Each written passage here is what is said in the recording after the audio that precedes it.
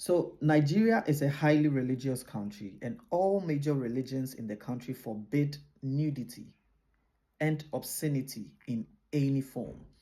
Also, note that countries in Asia, Africa, and the Middle East have passed the legislation to ban. There is a word I wouldn't like to mention, but it's a P word, and it only means that sexual content. Now, what am I talking about? Nigeria has made it. Nigeria, Nigeria, Nigeria. Well, I think 2 years or so ago, or a year ago, there was a publication by the BBC that the countries, they actually ranked the countries that spend a lot of time watching P.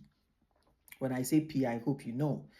And Nigeria was one of them, and it was very huge. I mean, the numbers that stream the content, it was very high. Now, if you go to Nigeria right now, Parliament has made some adjustments. Not adjustments, they are trying to scrap this whole thing off. And the reason why they are doing this is because of the first I mentioned, and now the second is they said renowned psychologists and sociologists around the world have issued stern warnings that there are psychological and sociological consequences for creating P content. I know you know P, right?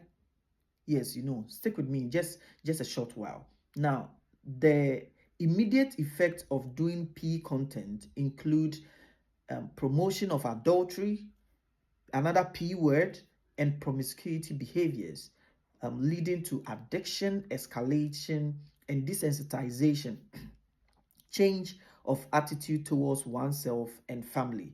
Yes, I was reading from the Punch newspaper. The reason why I'm coming in at this point is that Nigeria have ordered, or they have banned, the Nigerian parliament have banned that no media house, no website, no, they've actually banned it, that there is not going to be streaming of P content in Nigeria. And I didn't hear much about the measures put in place to help people who, basically, the things I read: addiction, escalation, desensitized, in order to help these people. Why am I talking about this? People have been watching the P content for over so many years. So many years. People are addicted. People use it to spice their relationship. People use it for a lot of things. And in actual sense, it's been more harmful than more good. But let's talk about the good part of it. So, with the good aspect, there are married people who use the P content to spice up their relationship. There are people who use it to gain confidence. There are people who use it to actually help them overcome the low self-esteem and all these things. And the bad side, talk about the addiction, talk about what is actually leading people into and all that. Let me talk about the good aspect. As a medical doctor, now that you've taken, this is to the parliament in Nigeria. Now that you've taken this content off, or you are trying to take the content off, have you put in place psychologists, sexologists, therapists, medical experts who will be able to help all these people? Because if someone have been watching this for a very long time, obviously the person is addicted. So what are you putting in place for those who are addicted to recuperate and then get back into society without any problem, or get back into the religion you mentioned, the addiction you mentioned, get away from it, escalation you mentioned, get out of it, and all that? Is there any, you know, is there any plan for these people?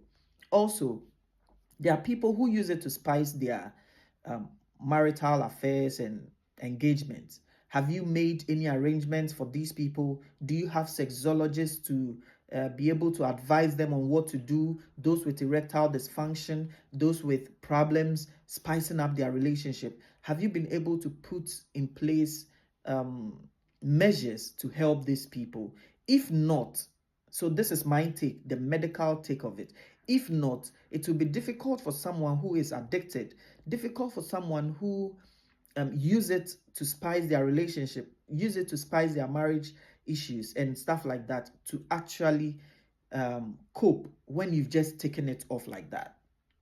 So my little bit of advice is that yes, in Africa, in Asia, in the places I mentioned earlier on, most of these people are family oriented based and stuff like that. So if you want to take it out completely, kindly put in measures to help these people, those addicted, those using it to spice their relationship, those married men and women who actually rely on these contents to help them.